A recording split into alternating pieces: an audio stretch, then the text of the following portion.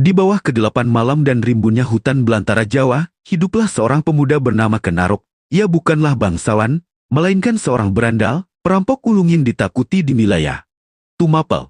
Namun di dalam hatinya, berkobar ambisi yang jauh lebih besar daripada sekadar menjarah harta kafilah di tengah hutan. Takdir mulai berubah saat Kenarok bertemu dengan pendeta Lohgaul, seorang petapa suci yang bijaksana. Dari dalam gua yang sunyi, sang pendeta melihat tanda-tanda kebesaran pada diri Arok Lohgaul. Meramalkan bahwa pemuda berandal ini bukanlah orang biasa, melainkan sosok yang ditakdirkan untuk menguasai tanah Jawa. Atas bantuan pendeta Lohgaul, Kenarok berhasil masuk ke dalam lingkungan istana Tumapel. Ia menatap gerbang kekuasaan yang megah dengan dada membusung. Disinilah ia memulai babak baru, menyamar.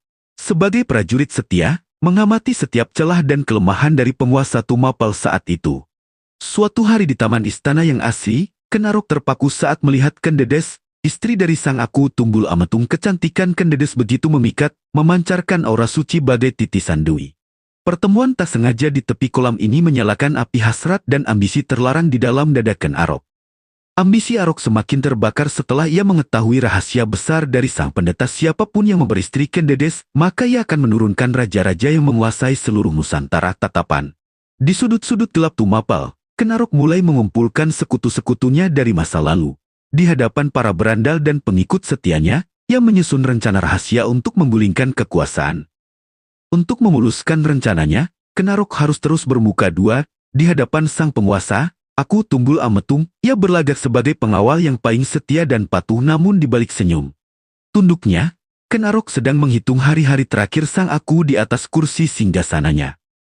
Sadar bahwa ia membutuhkan senjata yang luar biasa, Kenarok mendatangi empu pembuat senjata paling sakti, Ugandring. Di dalam pondoknya yang membara oleh api peleburan besi, Ugandring mulai menempa sebuah keris pusaka, keris yang dibuat dengan ritual khusus dan dialiri energi spiritual yang sangat kuat.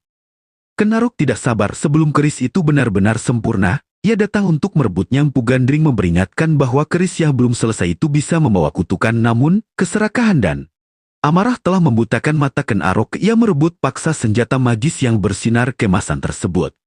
Terjadilah tragedi berdarah pertama. Dalam perselisihan itu, Kenarok menusuk Empu Gandring dengan keris buatannya sendiri. Di sisa napas terakhirnya, sang empu mengucapkan kutukan mengerikan. Keris itu akan meminta korban nyawa 7 turunan, termasuk Kenarok sendiri. Aura gelap seketika menyelimuti keris pusaka tersebut. Kembali ke istana Tumapel, situasi semakin memanas. Kenarok menjalankan siasat liciknya. Ia meminjamkan keris baru tersebut kepada sahabatnya, Kebo Ijo yang gemar pamar dengan bangga memperlihatkan keris sakti itu kepada seluruh prajurit dan sisi istana, mengira itu hanyalah hadiah biasa. Malam jahanam itu pun tiba. Di bawah sinar bulan purnama, saat seluruh istana tertidur lelap, sebuah bayangan bergerak cepat memanjat dinding batu benteng Tumapel. Kenarok menyelinap masuk ke dalam kamar sang Aku, bergerak bagai hantu di kegelapan malam, siap menuntaskan ambisinya. Tanpa ampun, Kenarok menusuk dada Tumbul Ametung yang sedang terlelap menggunakan keris Empu Gandring. Darah segar mengalir, mengakhiri hidup sang penguasa Tumapel. Hebatnya, Kenarok sengaja meninggalkan keris itu tertancap di tempat tidur, menjebak Kebo Ijo sebagai kambing hitam pembunuhan ini. Keesokan harinya, kepanikan melanda istana. Keris milik Kebo Ijo ditemukan di tempat kejadian perkara. Tanpa ampun, para prajurit dan Kenarok sendiri langsung menyerang Kebo Ijo yang kebingungan. Kebo Ijo dieksekusi mati atas kejahatan yang tidak pernah ia lakukan. Siasat licik Kenarok berhasil sempurna. Dengan tuasnya Tumbul Ametung dan Kebo Ijo, Kenarok tampil sebagai pahlawan yang menyelamatkan istana dari kekacauan. Di hadapan para pembesar dan prajurit, ia mengangkat kerisnya tinggi-tinggi, mendeklarasikan dirinya sebagai pemimpin baru Tumapel. Semua orang tunduk patuh pada otoritas barunya. Ambisi sang mantan perampok kini telah menjadi kenyataan. Kenarok resmi duduk di atas singgasana emas sebagai Raja Tumapel, yang nantinya berkembang menjadi Kerajaan Singasari. Ia mengenakan mahkota megah, lambang kekuasaan mutlak atas tanah yang dulu ia jarah sebagai seorang buronan. Sesuai dengan ramalan, Kenarok pun menikahi Kendedes yang saat itu sedang mengandung anak dari Tumbul Ametung. Pernikahan ini mengukuhkan legitimasi kekuasaannya. Namun, di balik kemegahan takhta dan kecantikan sang ratu, bayang-bayang kutukan darah Empu Gandring mulai mengintai dari kegelapan. Waktu berlalu, Anakan dedes dari mendiang Tumbul Ametung yang bernama Anusapati tumbuh dewasa. Anusapati mulai menaruh curiga atas kematian misterius ayah kandungnya. Kehangatan pelukan seorang ibu kini diselimuti oleh rahasia kelam masa lalu yang perlahan tapi pasti mulai terkuak.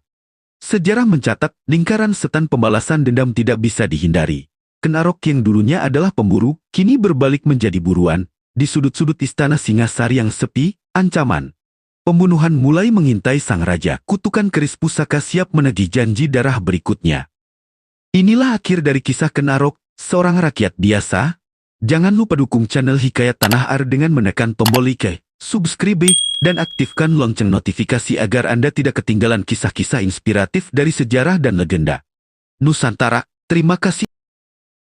Perampok jalanan yang berhasil menggenggam takhta tertinggi lewat kelicikan dan sebilah keris sakti, namun kekuasaan yang dibangun di atas tumpahan darah, pada akhirnya harus dibayar pula dengan darah. Nilai dalam kisah Kenarok antara ambisi, takdir, dan hukum semesta. Kisah Kenarok bukan sekadar dongeng perebutan kekuasaan di tanah Jawa, melainkan sebuah cermin besar yang merekam kompleksitas. Arok adalah simbol dari sebuah tekad yang mendobrak kasta, lahir dari rakyat biasa yang menolak tunduk pada nasib dan memilih menggenggam takdirnya sendiri. Namun, gambar ini mengingatkan kita bahwa ambisi besar selalu menuntut pengorbanan yang besar. Kepemimpinan dan kejayaan yang ia raih harus dibayar mahal dengan kedamaian jiwa, mengajarkan kita bahwa setiap pencapaian visioner selalu berjalan beriringan dengan risiko dan tanggung jawab yang masif. Dua hukum karma dan kianat yang tak terlatkan. Sumpah keris Empu Gandring yang melegenda menjadi manifestasi nyata dari hukum karma. Setiap tindakan memiliki gema yang akan kembali kepada pelakunya. Pengkhianatan Kenarok terhadap Tunggul Ametung menciptakan lingkaran setan yang kelak berbalik menghantam dirinya sendiri. Melalui tangan Anusapati, nilai ini menjadi peringatan abadi. Kekuasaan yang dibangun di atas fondasi darah dan kelicikan, lambat laun akan runtuh oleh cara yang sama. 3. Kepemimpinan dan legitimasi Wahyu. Terlepas dari cara kelam yang ia tempuh, Kenarok memiliki kapasitas kepemimpinan yang luar biasa. Ia mampu menyatukan Tumapel dan Kediri menjadi sebuah imperium besar bernama Singhasari. Dalam kosmologi Jawa, ia digambarkan mendapatkan wahyu kepemimpinan yang disimbolkan lewat kendedes. Ini mengajarkan bahwa kepemimpinan sejati membutuhkan lebih dari sekadar kekuatan fisik. Ia memerlukan karisma, kecerdasan strategi, dan restu dari semesta untuk membawa perubahan zaman. 4. Sejarah, warisan, dan identitas bangsa. Puing-puing candi dan lanskap tanah Jawa dalam kisah ini adalah saksi bisu bahwa sejarah adalah guru terbaik. Kisah Kenarok meninggalkan warisan berupa dinasti yang kelak melahirkan raja-raja besar Nusantara, termasuk Raden Wijaya pendiri Majapahit. Nilai sejarah ini mengajak kita untuk menengok ke belakang, bukan untuk terjebak dalam dendam masa lalu, melainkan untuk memetik kearifan demi membangun peradaban masa depan yang lebih. Kisah Kenarok membuktikan bahwa sejarah Nusantara penuh dengan intrik, keberanian, dan pelajaran hidup yang tak lekang oleh waktu.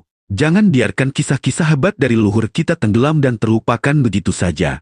Dukung terus kanal Hikayat Tanah Air untuk terus menghidupkan kembali memori, kejayaan, mitologi, dan kearifan lokal yang membentuk identitas bangsa ini. Mari jaga warisan sejarah bersama. Klik tombol subscribe dan nyalakan lonceng notifikasinya agar kamu tidak ketinggalan kisah epik berikutnya. Berikan like jika kamu menyukai video ini, dan share ke teman-temanmu agar lebih banyak orang yang melek sejarah. Tulis di kolom komentar menurutmu, apakah Kenarok adalah seorang pahlawan yang visioner, atau sekadar penguasa yang haus kekuasaan? Sampai jumpa di kisah selanjutnya. Rahayu, salam budaya, dan tetap bangga pada Hikayat Tanah Air.